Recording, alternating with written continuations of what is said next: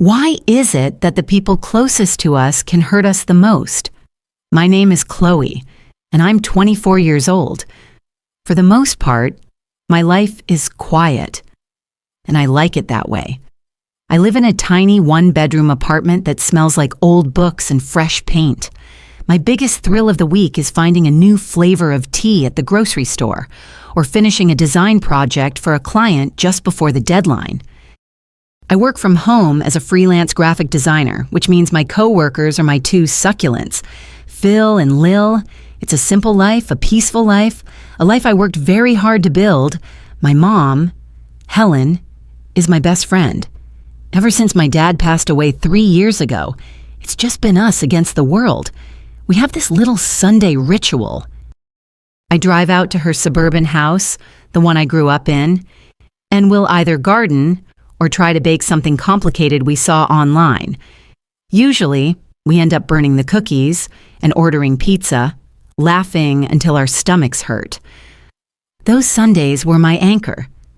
Seeing her happy was the most important thing in the world to me. She'd been so lonely after Dad was gone, a kind of quiet, hollow loneliness that I could see behind her eyes, even when she was smiling. So when she called me that Tuesday, her voice buzzing with an energy I hadn't heard in years, my heart soared for her. "Chloe, honey, you are not going to believe this," she'd said, practically singing into the phone. "I've met someone." I smiled, clutching my phone tighter. "Mom, that's amazing. Tell me everything." His name was Mark. He was a financial consultant, handsome, charming, and he made her laugh. For the next 2 weeks, all I heard about was Mark. Mark took her to a fancy Italian restaurant. Mark fixed the leaky faucet in her bathroom that I'd been promising to look at for months. Mark brought her flowers for no reason at all. He sounded perfect, almost too perfect. But I pushed that little cynical thought away. My mom deserved this. She deserved a fairy tale. "I want you to meet him," she said a week later. "This Sunday for dinner. I'm making my famous lasagna." That was the nuclear option of dinners. She only broke out the famous lasagna for truly special occasions. Of course. Mom, I can't wait. And I meant it. I was genuinely excited to meet the man who had put the light back in my mother's eyes. That Sunday, I pulled into the familiar driveway and took a deep breath. The house looked warm and inviting, lights glowing in every window. I could hear faint music playing from inside. I smoothed down my dress, grabbed the bottle of wine I'd brought, and rang the doorbell, a big, genuine smile already on my face. My mom swung the door open, beaming. She looked younger, vibrant. "You're here," she squealed, pulling me into a hug. Come in, Mark. Honey, Chloe's here." And then he walked into the foyer, wiping his hands on a kitchen towel. He was tall, with salt and pepper hair, and a smile that could sell ice to an Eskimo. He looked directly at me, his eyes crinkling at the corners.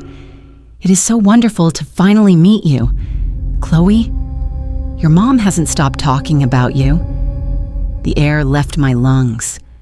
The bottle of wine suddenly felt like a block of ice in my hand.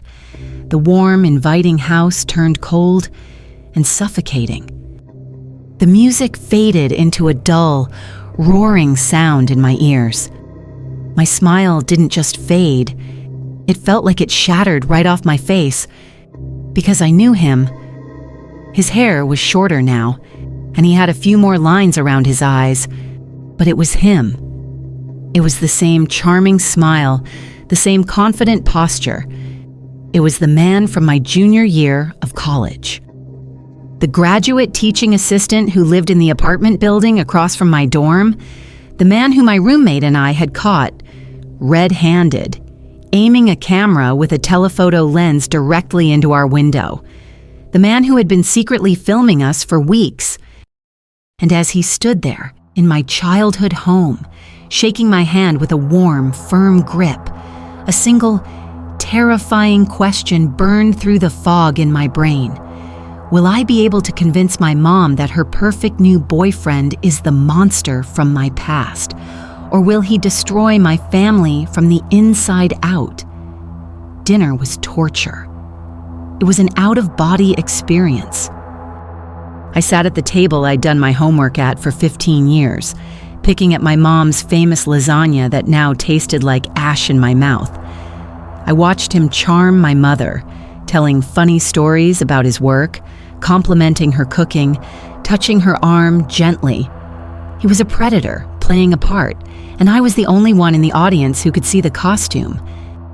He'd look over at me and smile, a polite, friendly smile, but his eyes were cold. There wasn't a flicker of recognition, or if there was, he was a master at hiding it. Did he even remember me? Was I just one of many girls he'd watched from a distance? The thought made me feel sick. My own internal battle was raging. My heart was pounding so hard. I was sure they could hear it. Say something. A voice screamed in my head. Tell her who he is. But another voice, a smaller, more fearful one, whispered back. Are you sure? It was 6 years ago. It was dark. What if you're wrong? Look how happy she is. You'll destroy her for nothing. That was my biggest fear. That I would ruin the first real happiness my mom had felt in years, all because of a ghost from my past.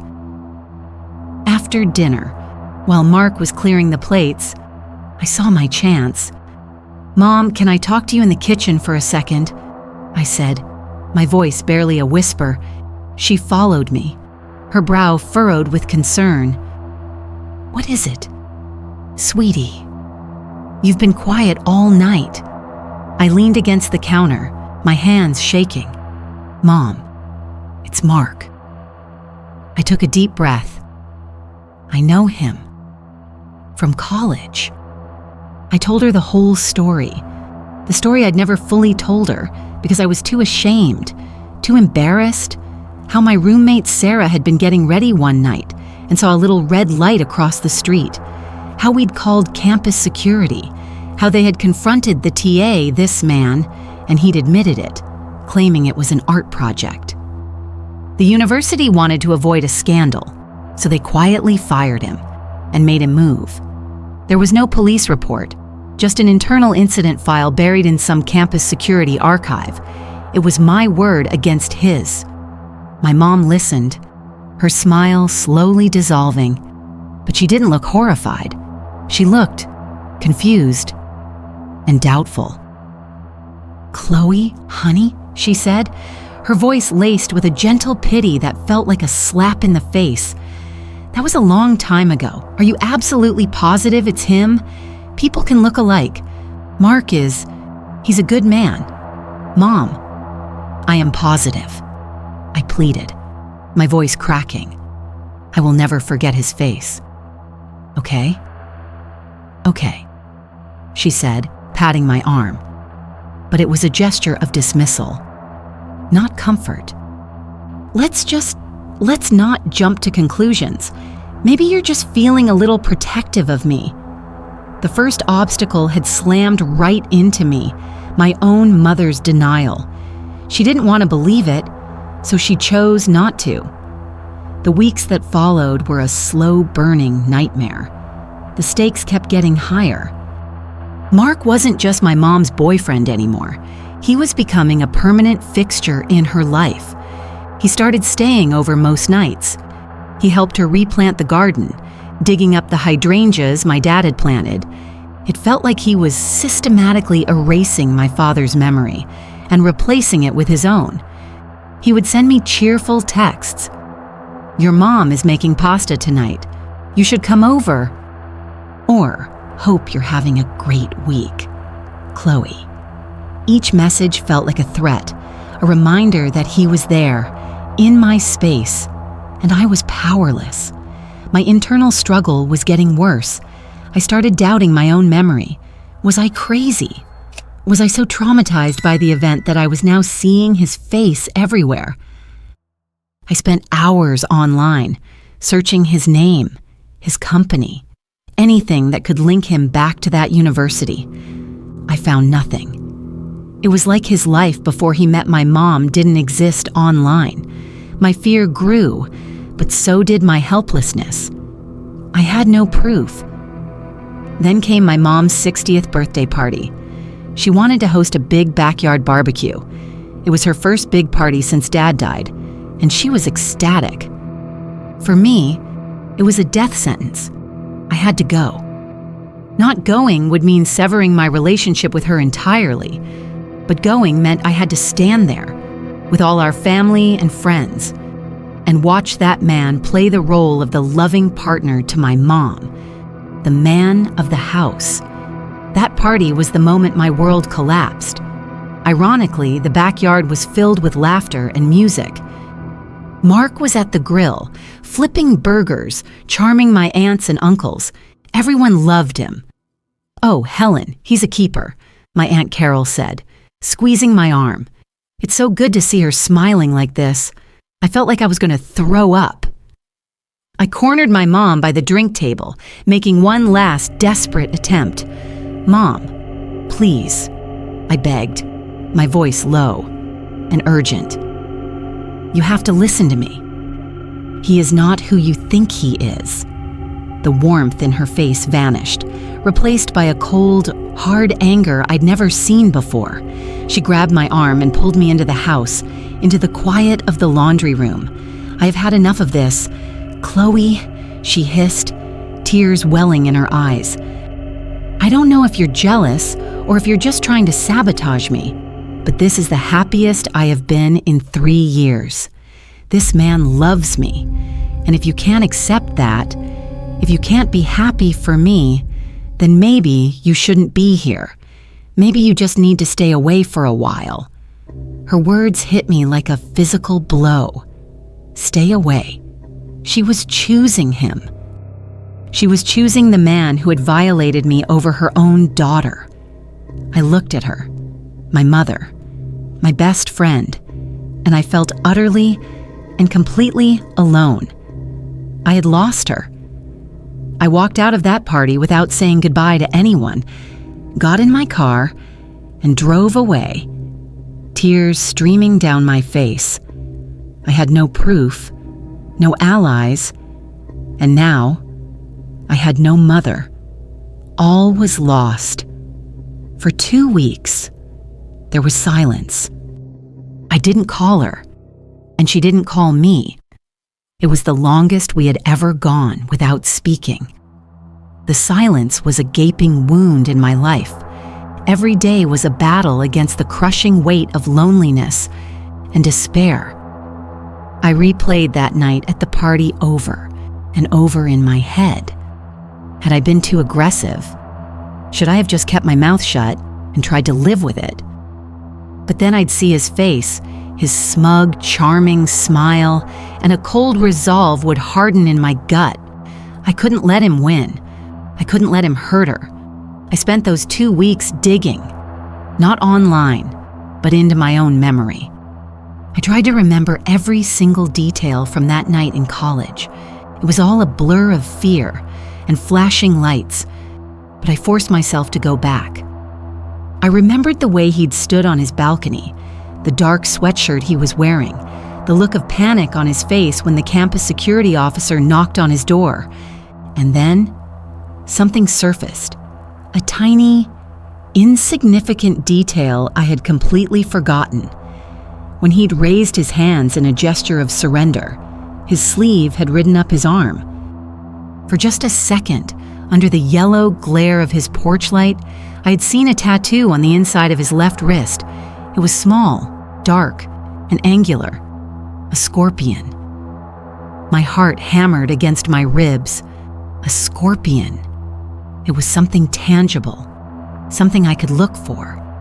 I thought back to every time I'd seen Mark, at the dinner, at the party. He was always wearing a watch or a long-sleeved shirt. He was hiding it. He had to be. This was it. This was the proof I needed. I knew I couldn't call my mom. She wouldn't listen.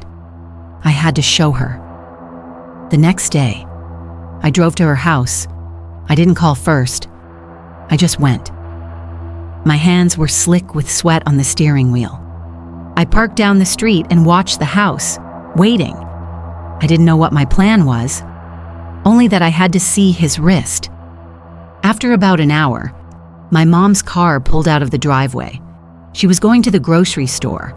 It was her Thursday routine. This was my chance. I knew he was inside. His car was still there.